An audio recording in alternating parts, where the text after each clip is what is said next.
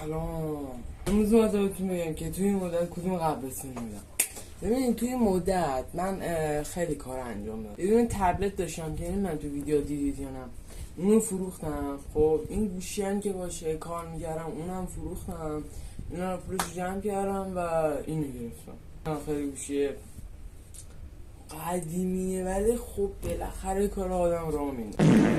و الان آره این کیفیت ویدیویی که داری میبینی با اون قبلیه فرق داره، چون که این 48 مگاپیکسله ولی اون نمیدونم چه بود راستش کنم 10 روز نتونستم، 10-20 روز بود، چند روز بود، 10-20 روز نتونستم فعالیت کنم چون که گوشی نداشتم مشتی. از امروز سعی میکنم بعد این ویدیو بذارم. خلاصه این پایین ویدیو بود، حتما سابسکرایب کنید، لایک بکنید و برام یه کامنت بذارید که ببینم بندتون کار خوبی کردم یا اینکه